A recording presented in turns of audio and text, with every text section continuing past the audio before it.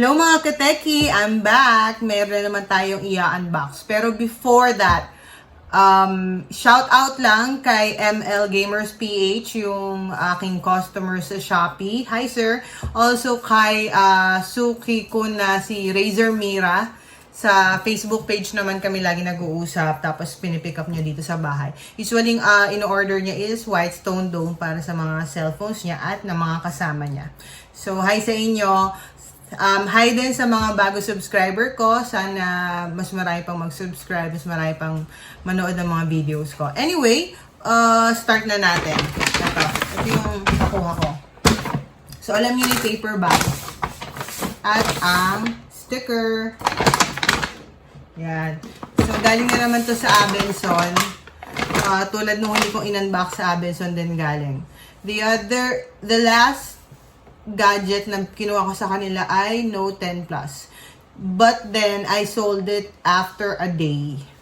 Medyo panalo yung still price yung nangyari. Kasi 58,000 ko lang binenta. It's a 512 gigabyte na 512 gig na Note 10 Plus Aura Glow. Tapos may kasama siyang clear view na Samsung cover. So panalo na sa 58 syempre.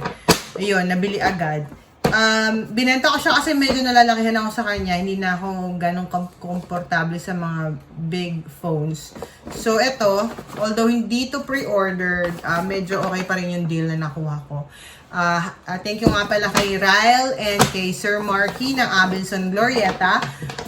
Okay doon, basta mag-suki nila kayo. Lagi nila kayo update sa mga promotions, tapos sa mga freebies na pwede lang ibigay sa inyo. Kaya okay na okay bumili doon. So, wag natin patagalin. Ang binili ko ay Note 10. Pero of course, it's the regular Note 10, hindi yung Plus. Kasi nga, nalalakan ako doon sa isa. So, ito. Pero same color. Aura Glow. Yan. Set aside muna natin to. Ang pinambayad ko dito is credit card Metrobank. So, in-straight payment ko na lang para maka-less 4,000 siya. So, from 53,990 kasi 256 gig lang to. As a 49,990 na lang siya. Sayang din yung 4,000. Bukod doon, binigyan nila ako ng free, asa ba yan? JBL Flip 4. Yan. 6,995 ang SRP nito sa, sa JBL. Tsaka sa mall. So, di ba? Sayang din. Magandang freebie din to. Salamat kay Sir Ryle at Sir Marky ng Abenson Glorieta. Anyway, unbox muna natin yung freebie. Kasi mahiwaga akong cutter. Sealed pa siya. JBL by Harman Flip 4. 12 hours of playtime. IPX7 waterproof. JBL Connect. Speakerphone.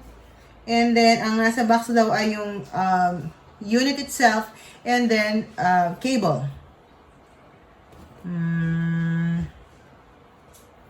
Kung ano yung nasa box, yun din daw ang kulay sabi nila. All-purpose, all-weather companion. Naalala nyo yung may in-unbox ako, Samsung A80 ata yun. Galing din sa Abenson Glorieta. Ang binigay naman nila sa akin ay JBL Flip 3 na additional freebie. This time, Flip 4. Ito na kasi yung mas bago. But I'm planning to sell this as well, katulad nung JBL Flip 3 noon. Kasi meron na ako charge dito. Mas malaki itong charge. So, open natin. Sealed pa siya. Yun. So, pag open, yan ang makikita mo.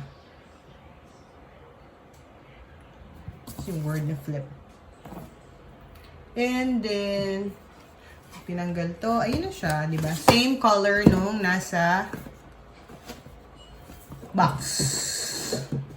And may strap na siyang nakakabit. Ayan. Strap off or more, parang shoelace siya. Tapos magiging strap na din siya. And then, JBL Flip 4. Power button, the lights para malaman mo kung ano pa yung battery capacity, battery charge niya. Tapos, Bluetooth button. Tapos, ito ay para maging waterproof siya. Kailangan siya may takip yung ports. Pero pag inopen mo siya, ang makikita mo dito ay yung 3.5 mm jack and micro USB for charging. Yan. Sa isang side, and then on the other side, the word JBL. Yan. Wala namang, ito, yung buttons niya, Bluetooth, yung para pag lower ng volume, pag up ng volume, at play. So, ayan. Maganda yung kulay niya, in fairness. Hindi siya common. Ito yung charge 4 ko. Yan. So, makita niyo yung difference kung gaano kalaki yung charge 4. Medyo mabigat yung charge 4. Kung may ballpen tayo, ganito kalaki. Malaki pa rin naman. Medyo portable. Mas madali itong dalhin ko saan-saan kasi mas hindi siya ganun kabigat. Okay, so, ito yung kasama sa box. Malamang, ano to, yung mga paperworks. Ay, matanggal ah. Nahihirapan ako. Okay, so ayun nga. Manual. Malamang manual. Wala naman laman yung loob. So, yun lang ang laman niya sa loob. So, na yun.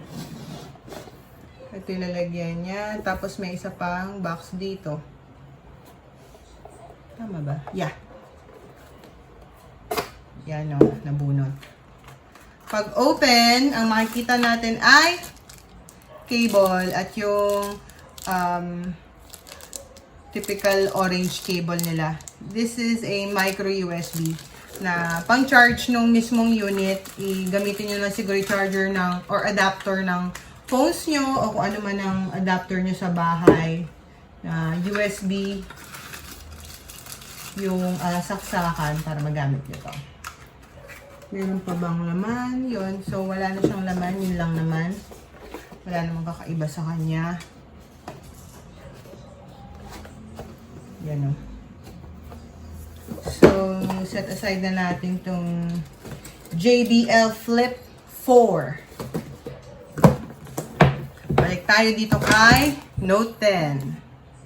So, sayang lang kasi nakita niyo yung nasa box, stylus na blue, aura blue ata ang tawag dito.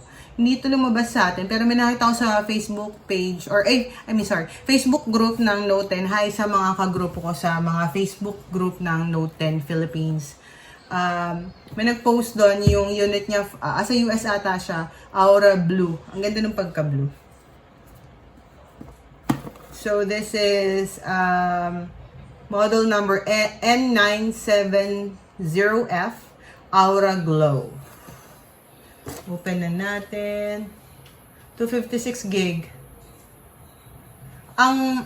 Sa pagkakaalam ko, ang difference lang nito, bukod sa size, sa screen size, sa battery capacity, is yung additional sa rear cam. And it's okay with me naman kasi hindi man ako ganun kahilig mag-picture sa using rear. So, open na natin. Of course, like the others, meron dito parang box. Ejector pin, Samsung logo, case, and manual. Yun ang usually laman nito. Open natin.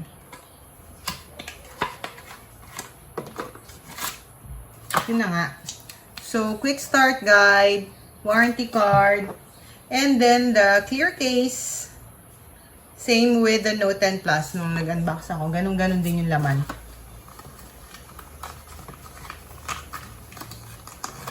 Tapos, ito na siya. Hindi siya ganong hindi siya ganong malaki. More more for you to enjoy. Samsung members. So, download nyo yon. Maraming benefits. Minsan may free chat time or free McDo burgers. So, yung mga ganun. Aura Glow ulit ang kinuha ko, syempre. Kasi ang ganda ng color niya. Tanggalin natin yung screen. Ay, yung film sa likod. Yung NTC, tanggalin nyo rin. Sayang ang ganda niya.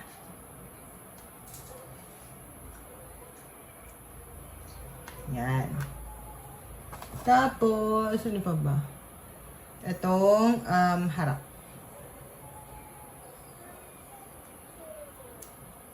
Meron siyang pre-installed plastic film tulad sa Note 10 Plus. Kita nyo ba? Meron pa, yun o. Kita nyo sa hole. Meron pa siyang plastic screen protector. So, for the meantime, kung wala pa kayo nabibili, pwede nyo naman ito muna gamitin nyo. At kung nagbabalak naman kayong mag-tempered glass, merong Whitestone Dome brand at T-Max brand sa Techie Hub. Try nyo i-search yung Facebook page namin. Techie Hub. Techie, tapos Hub. H-U-B. Meron din kami Shopee. Try nyo hanapin doon. Yung Whitestone Dome, yung complete set is 2,800. Yung T-Max, 800 lang. Complete set na yun. Wala na kayong iba pang bagay na kailangan. Yun na yun. Tapos, ayan. May plastic pa siya. Ito yung mic. Tama ba? Yes, and sensor. Tama. Ito yung ano mic. Ito sensor. Tapos yung SIM slots. On the other side, volume rockers, power button, wala na. Sa ilalim ay yung USB Type-C cable, port, mic, speaker grill, and yung S Pen. Blue pen. Yan. The other side, ayan, wala naman, di ba? From the right side as a left side na yung mga buttons. Tapos ang handy niya, oh.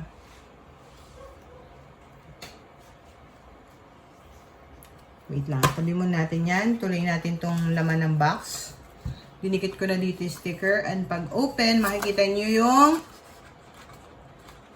power adapter, of course. May Samsung. Made in Vietnam. Super fast charging adapter. And my USB Type-C yung dulo. I mean yung port. Tapos ito yung interesting na box sa Note 10 Plus ko na unboxing.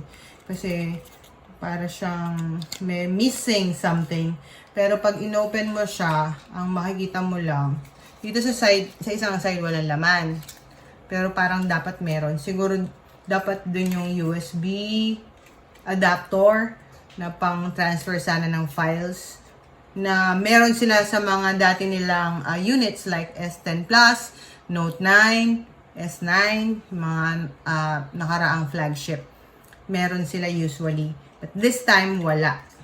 Hindi ko alam kung bakit tinanggal ni Samsung. Sayang kasi, very useful pa naman yon. On the other side, ito yung makikita nyo. Ito yung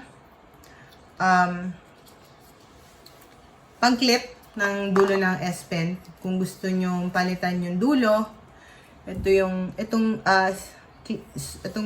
yung pang-clip, ito yung ipin niya. Tapos kung mapapansin niyo may dalawang tips na extra sa loob. Isang black at isang white. Yan. Dati may nilagyan to clear plastic. Ngayon, naka-box na siya dito. Yan. So, maliit lang siya. Try nyo wag wala. Dito sa kabilang side siya nakalagay. Dito wala nakalagay. Yan. Ganyan lang siya kaliit. May barcode. Tapos may logo nung clip. Balik natin sa box. What else can we see? Yung AKG earphones. Premium earphones ng Samsung sa mga flagship phones nila. Yan. Parang braided yung kanyang material. Yan. Hindi siya typical plastic, di ba? As far as I know, mas ano siya, mas matibay pag ganito. And maganda ang ang quality ng AKG. Open nga natin. Parang may yan. So, ito siya. Wait. Ito yan, black. Glossy. And then, ito yung harap. Tapos sa loob, andito pala sa loob yung extra tips. Wait. Parang ang hirap kasing tanggalin. Okay. Ito, yung extra tips niya. 2 sizes. Bukod dun sa nakakabit. So, depende sa laki ng tenga nyo at gusto nyo fit sa mga tenga nyo. Pwede nyo siyang palitan. Tapos, of course, dun sa mismong AKG earphones, mayroong controls. Ang controls ay play, lower down, minus, and plus for the volume. Tapos, dito medyo plastic yung material. Pero dito sa mismong katawan. Yung parang nga siyang braided material. O siguro nasa loob yung pinaka-wire. Yan. Tapos, ang dulo niya ay USB Type-C na. Kasi nga, wala na siyang 3.5mm jack port.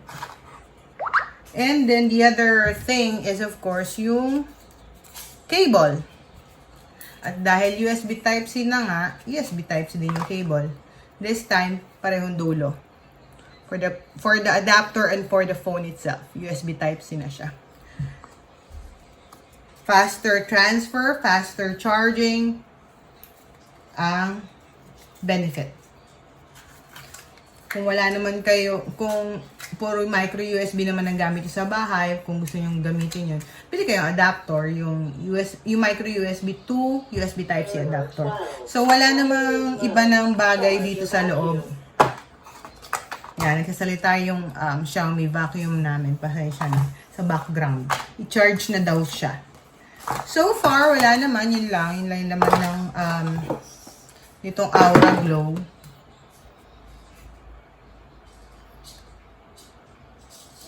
Yan, on natin, yun. Ito yung aking Vivo V15 Pro. Kita nyo, parang malaki pa si V15 Pro. Pero sa screen size, wait, hindi pa siya nag-boot up. Yan. Sa lapad, medyo malapad lang ng konti si Vivo V15 Pro. Sa screen itself, parang wala na. Konting-konti lang yung difference nila. Parang unnoticeable naman. Nagpapa-set up siya.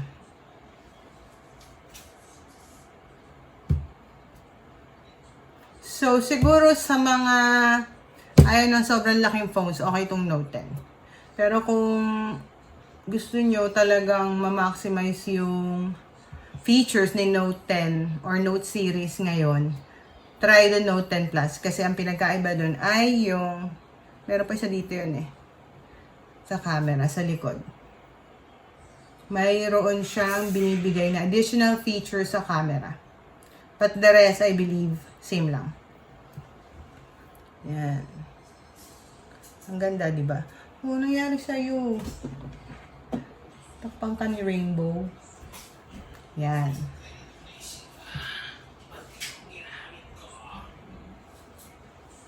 Samsung. Kita ba? Madumi kamay ko, sorry.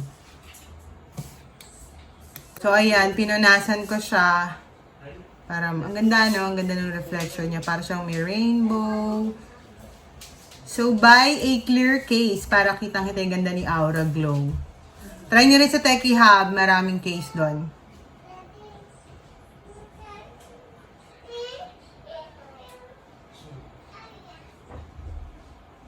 Titingnan ko siya sa camera eh.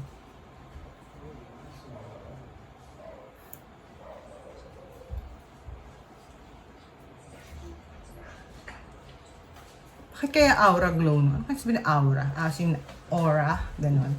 Aura glow. So, ayan. Mabilis ang unboxing lang ng Samsung Galaxy Note 10 Aura Glow 256GB, which I bought from Samsung of Abenson Glorieta. Also, sa mga hindi pa nag-subscribe, please subscribe. Join our raffle as well. Yung isa kong unboxing, yung difference ng Whitestone Dome sa T-Max UV Dome Tempered Glass. May pinaparaffle ako doon. 2 winners will be announced soon. So, just subscribe and then leave a comment on that video para makasama kayo sa raffle. Until next time, bye-bye!